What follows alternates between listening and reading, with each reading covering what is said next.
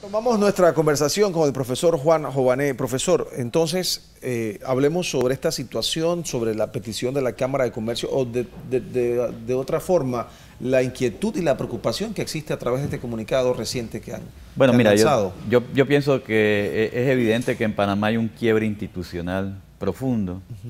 O sea, lo que está pasando en la Corte Suprema de Justicia, la clara naturaleza de corrupción que hay dentro de algunas actividades del Ejecutivo, el nepotismo incluso que se dio en su momento y es una muestra también de esto en el Tribunal Electoral, marcan de que en Panamá hay una clara problemática de que las instituciones no están funcionando. Claro. Y que son prácticamente perversas o se pueden calificar como tales. ¿De qué manera esto toca el tema económico? Bueno, mira, los economistas han llegado a entender lo siguiente, que las instituciones tienen que ver con la economía. Incluso un conocido economista que murió hace poco, se llamó Douglas North, ganó el premio Nobel por eso. O sea, él lo que sostenía es que cuando las instituciones no funcionan bien, como es el caso de Panamá, se produce mucha incertidumbre. O sea, un inversionista no sabe si él se puede ganar un contrato, se lo van a dar a alguien por parentesco, amistad, afinidad política. Si tiene que ir a una corte a resolver un problema, no sabe ni siquiera cuánto tiempo va a tomar, cómo se va a resolver. Y todo eso ellos lo engloban dentro del concepto de costos de transacción, que no son costos de producción, pero que ahí están. No pierde tiempo, hay incertidumbre. Y se llegó a la conclusión, que creo que es correcta, de que donde se producen estos quiebres institucionales, a final de cuentas la inversión sufre. Sufre porque, bueno, en condiciones de incertidumbre, en condiciones que uno entiende que es un país lleno de coimas, que es un país donde la Corte Suprema ni siquiera es capaz de resolver los problemas, efectivamente, tarde o temprano eso afecta el volumen de inversiones y afecta el volumen de desarrollo y de crecimiento de un país. El presidente Varela, pues en campaña hablaba de cambios de transparencia, de tomar nuevos rumbos. ¿Estamos viendo eso en la actualidad con esta administración? Bueno, mira, yo te voy a dar mi opinión.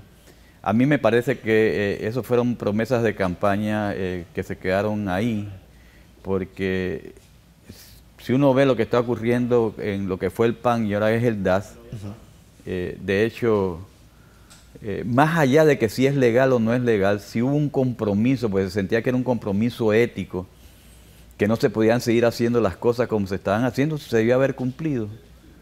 O sea, la división de materia, ahora hay una discusión si es legal o no es legal, lo cierto que no es ética. Entonces, si uno prometió ética en el periodo electoral, debía de tener ética en el ejercicio del gobierno, y no lo hay. Este es un gobierno que, digamos, desde ese punto de vista, o sea, ya eso es corrupción. O sea, hacer una promesa electoral y no cumplirla, eso, por ahí empieza la corrupción. O sea, haber atrasado el cambio de la ley de contrataciones públicas, o sea, hacer sus contrataciones y después ir a cambiar la ley, todo eso muestra. Para mí este gobierno tiene dos características que son muy peligrosas, ¿verdad? Y las dos características es que, digamos, tiene una acción en corrupción y a su vez es ineficaz. Entonces estamos caminando hacia un Estado con dos características. Un Estado basado en lo que los economistas llamamos la acumulación por despojo. O sea, el que es cercano al gobierno consigue los contratos, sobrecostos, división de materia. ¿En qué aspecto se refleja más que todo la ineficacia de este gobierno? Bueno, mira, problemas de salud no resueltos, problemas de educación no resueltos. El caso este que ya va para 15 días de los técnicos de enfermería, que aquí estábamos conversando con Carlos Peralta, no logran encontrar una solución.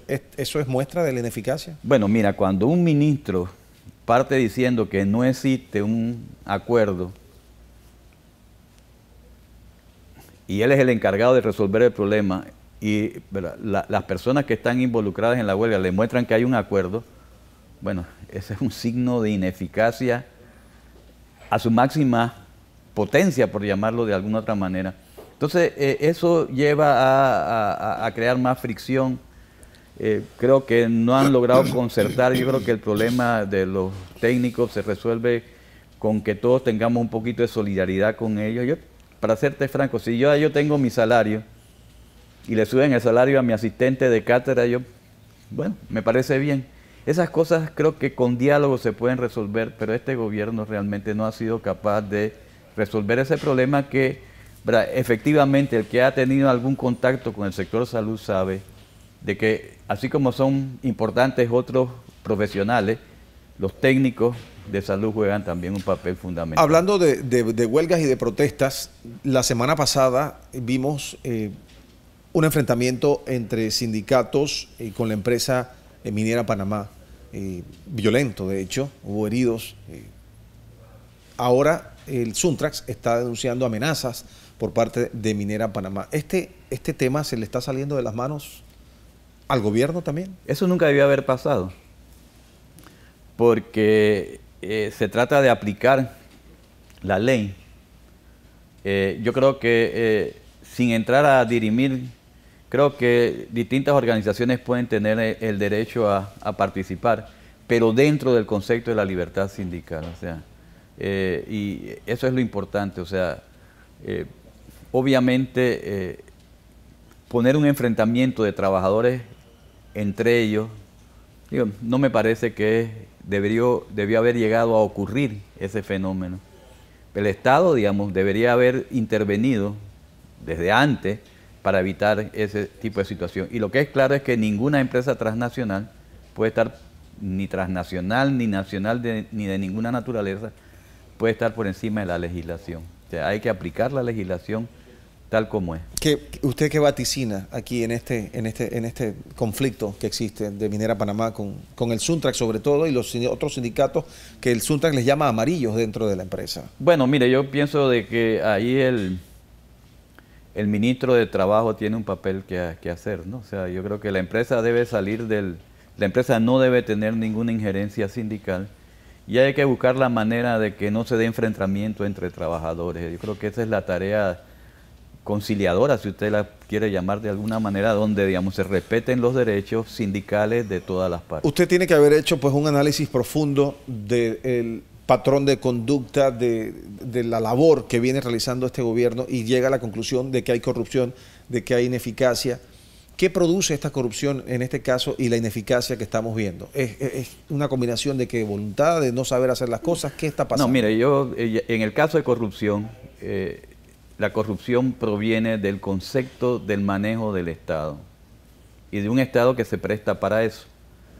Porque en el fondo, cuando llega gente al poder o a manejar los órganos públicos, y llegan con la concepción, uno, que pueden hacer lo que les dé la gana, y dos, de que llegaron ahí no tanto para producir el bien común, sino para utilizar al Estado como un mecanismo de acumulación para ellos mismos. Sea el que llegue. El que llegue con ese concepto, digamos, y además una institución que no lo evita, entonces tenemos dos problemas, ¿verdad? Tenemos gobiernos, ¿verdad?, que en el fondo representan intereses económicos que ven en el Estado su manera de acumular, instituciones, por otro lado, que no evitan esa situación. Por eso es importante lo siguiente. Por ejemplo, ahora hablamos de constituyentes, pero yo me pregunto, ¿qué sería de una constituyente hecha por la asamblea que tenemos hoy día? Una asamblea corrupta o parecida a esa, lo que va a producir es otra constitución corrupta que va a permitir exactamente lo mismo. O sea, nosotros por eso sostenemos que el país necesita una refundación nacional. O sea, una nueva forma de hacer política y nuevas instituciones para poder empezar a resolver este problema que estamos viviendo en nuestro país. Y en el tema de la ineficacia, ¿a qué usted se lo atribuye? Porque bueno, hay diferencias entre gobiernos en el tema de ejecutar, de proceder, etcétera. Bueno, mire, yo pienso que este gobierno, y nuevamente es mi opinión, su equipo no funciona. Su equipo no funciona. Lo poquito que funcionó con problemas. O sea, donde dijeron, bueno, estamos empezando a avanzar en la construcción y resultó que eso era techo de esperanza con todos los problemas que hemos visto.